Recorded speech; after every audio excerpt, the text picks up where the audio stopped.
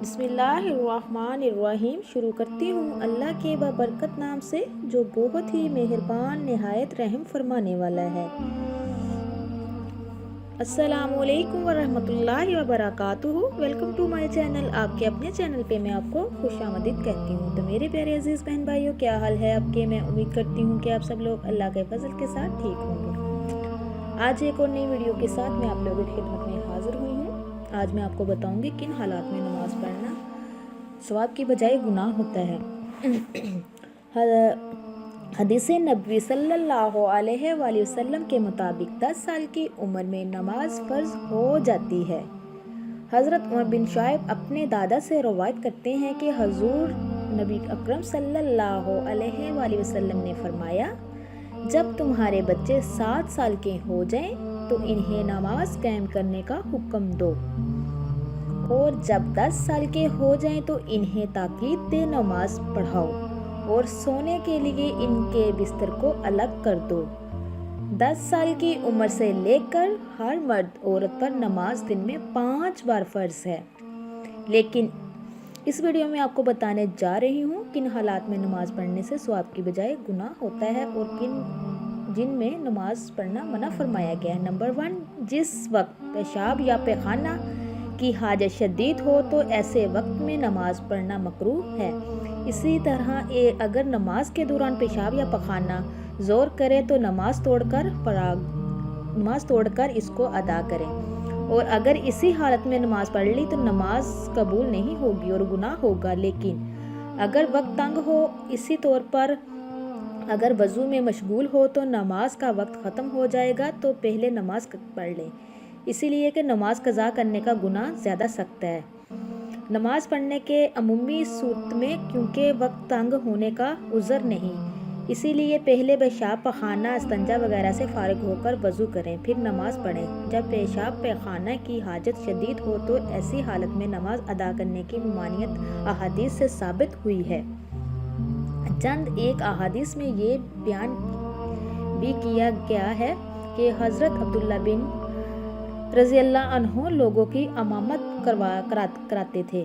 ایک دن جماعت کا وقت ہو گیا تو آپ قضائے حاجت کے لیے چلے گئے، پھر واپس آئے تو فرمایا، میں نے رسول اکرم صلی اللہ علیہ وآلہ وسلم کو یہ فرماتے ہوئے سنا ہے کہ تم میں سے اگر کسی کو پخانہ لگے تو نماز پڑھنے سے پہلے اس سے فارغ ہوئے۔ حضرت ثوبان رضی اللہ عنہ سے روایت ہے کہ رسول اکرم صلی اللہ علیہ وآلہ وسلم نے فرمایا، کسی شخص کے لیے یہ جائز نہیں کہ وہ دوسروں کے گھر میں تاک جاک کرے بغیر اس کی اجازت کے، اور اگر اس نے ایسا کیا تو گویا وہ اس گھر میں داخل ہو گیا۔ اور جب کوئی امام نماز پڑھائے تو صرف اپنے ہی لیے دعا نہ کریں، دوسروں کے لیے بھی دعا کیا کریں۔ تو میرے عزیز پیارے بہن بھائیوں، یہ بہت ہی امپورٹنٹ باتیں ہیں، اس کو سمجھنی چاہیے۔ حضرت ابو امام بن رضی اللہ تعالیٰ سے روایت ہے کہ رسول اکرم صلی اللہ علیہ وسلم نے منع فرمایا، کوئی شخص اس حالت میں نماز نہ پڑھے کہ وہ پیشاب پیخانے کو روکا رکھے۔ حضرت عبداللہ بن ارقم رضی اللہ عنہ سے بیان کرتے ہیں کہ نبی کریم صلی اللہ علیہ وآلہ وسلم نے جب نماز کا وقت ہو تو تم میں سے کسی کو پخانہ پیشاب کی حالت ہو تو وہ پیخانہ رفع یعنی کہ فارغ ہو کے کرے۔ نمبر 2 پہ ہے کہ سخت بھوک کی حالت میں نماز پڑھنا۔ اگر جماعت تیار ہو اور بھوک میں شدت کی نہ ہو تو اسی صورت میں پہلے کھانا جائز نہیں، لیکن اگر صورت حال ایسی ہے کہ نماز کا وقت ہو اور بھوک شدت کی لگی ہو اور انسان کو پتہ ہو کہ وہ کھانا کھائے بغیر نماز صحیح طریقے سے ادا نہیں کر سکتا، تو ایسی صورت میں پہلے کھانا کھائے گے اور پھر نماز ادا کریں گے۔ اور اگر آپ اکیلے نماز پڑھ رہے تھے یا آپ نے خود ہی نماز کروانی تھی تو نماز سے پہلے کھانے میں کوئی حرج نہیں، لیکن اگر جماعت کے ساتھ نماز ادا کرنی تھی جبکہ بھوک بھی معمولی تھی تو پھر ایسا کرنا جائز ہے۔ تو میرے عزیز پیارے بہن بھائیوں، نماز کے لیے اقامت کہی جا چکی ہو تو کھانے سے فراغت حاصل کرنے میں کچھ حرج نہیں، پھر نماز پڑھ لیں۔ جبکہ کھانا چھوڑ کر نماز کے لیے اٹھ کھڑے ہوئے تو پھر تمہارا دل نماز کی بجائے کھانے میں مشغول رہے گا، لہٰذا بہتر یہ ہے کہ پہلے کھانا کھائیں بعد میں نماز پڑھ لیں تاکہ نماز میں پوری توجہ حاصل ہو سکے۔ نبی کریم صلی اللہ علیہ وآلہ وسلم نے فرمایا، جب تم میں سے کوئی کھانا کھائے تو ہرگز جلدی نہ کرے یہاں تک کہ اس سے فارغ نہ ہو اگرچہ نماز کے لیے اقامت کہی جائے۔ حضرت عائشہ رضی اللہ عنہ بن عمر اور انس بن مالک رضی اللہ عنہ سے روایت ہے کہ رسول اکرم صلی اللہ علیہ وآلہ وسلم نے فرمایا، جب نماز کھڑی ہو جائے اور رات کا کھانا بھی سامنے آ جائے تو رات کے کھانے میں پہل کرو۔ جب نماز کھڑی ہو جائے اور کھانا پینے کی اشیاء سامنے موجود ہوں تو مناسب یہی ہے کہ کھانے پینے میں پہل کی جائے تاکہ نماز کی بھوک ختم ہو جائے اور اس کا ذہن دوران نماز کھانے پینے کی طرف سے نہ لگا رہے، لیکن اس کی شرائط یہ ہے کہ نماز کا وقت تنگ نہ ہو اور کھانے کی ضرورت اور اس کی چاہت یعنی بھوک بھی ہو۔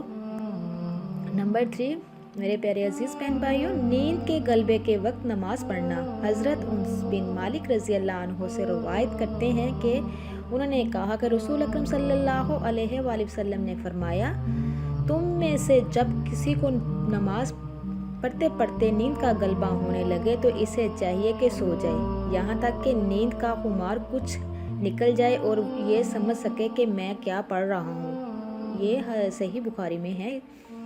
حضرت عائشہ رضی اللہ عنہ سے روایت ہے کہ رسول اکرم صلی اللہ علیہ وآلہ وسلم نے فرمایا، جب تم میں سے کسی کو نماز میں نیند آنے لگے تو اسے چاہیے کہ آ کر اپنے بستر پر سو جائے، کیونکہ اس کی حالت میں اسے پتہ ہی نہیں چلے گا کہ وہ اپنے بارے میں دعا کر رہا ہے یا بد دعا کر رہا ہے۔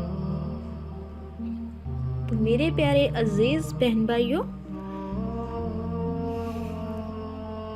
سارین حدیث نے اس حدیث کو صلاۃ اللیلہ پر محلول کیا ہے، چونکہ رات کے وقت نیند کا غلبہ ہوتا ہے، اسی لیے صلاۃ اللیلہ کی ادائیگی کے لیے اس بات کا خیال رکھنا ضروری ہے کہ نیند کا خمار بالکل زائل ہو جائے اور اس کے بعد نماز ادا کی جائے، جبکہ بعض احادیث میں آیا ہے کہ جب انسان نیند کے غلبے میں نماز پڑھتا ہے تو اس کو پتہ نہیں چلتا وہ کیا پڑھ رہا ہے کیا نہیں پڑھ رہا ہے، اس لیے حکم ہے جب نیند کا غلبہ طاری ہو تو تھوڑی سی نیند لینے کے بعد نماز ادا کی جائے۔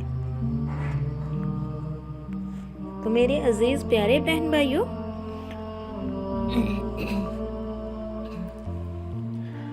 حضرت عبداللہ بن مسعود رضی اللہ عنہ فرماتے ہیں کہ میں نے نبی کریم صلی اللہ علیہ وآلہ وسلم سے سوال کیا کہ اللہ تعالیٰ کے ہاں سب سے محبوب عمل کیا ہے؟ تو رسول اکرم صلی اللہ علیہ وآلہ وسلم نے فرمایا، نماز کو اپنے وقت پر ادا کرنا۔ مقرر وقت کے اندر کسی وقت بھی نماز پڑھی جائے تو نماز ادا ہو جائے گی اور وہ نماز ادا کہلائے گی، جبکہ اس سے تاخیر کرنے پر نماز قضا ہو جائے گی۔ جان بوجھ کر نماز قضا کرنا یا رات کو دیر تک جاگتے رہنا جس کی وجہ سے نماز فجر کے لیے اٹھنا مشکل ہو اور نماز قضا ہو جائے تو یہ بہت بڑا گناہ ہے، اس سے بچنا چاہیے۔ کبھی کبھار اگر انسان پر نیند کا غلبہ ہو جائے یا بوجھ نصح نماز رہ جائے تو بعد میں نماز پڑھ لینی چاہیے۔ تو میرے عزیز بہن بھائیوں، یہ تھی آج کی ویڈیو جو میں نے آپ تک پہنچائی ہے۔ تو میں امید کرتی ہوں آپ کو میری ویڈیو اچھی لگے گی۔ جب بھی قرآن و حدیث کی بات سنیں اس کو پورا سنا کریں، توجہ کے ساتھ سنا کریں اور دوسروں تک زیادہ سے زیادہ شیئر کیا کریں، یہ صدقہ جاریہ ہے۔ تو میری ریکویسٹ ہے جو میرے چینل پہ نئے ہیں میرے چینل کو سبسکرائب کیجئے، لائک کیجئے، جلدی سے بیل آئیکن کو آن کیجئے، وہ اس لیے کہ میری ہر نئی آنے والی ویڈیو آپ تک میسر ہو سکے۔ اسی کے ساتھ میں اجازت چاہوں گی، اللہ پاک سے دعا ہے اللہ پاک آپ کو، مجھے اور سب کو اپنے حفظ و ایمان میں رکھے۔ اب تک کے لیے اتنا ہی، اللہ حافظ۔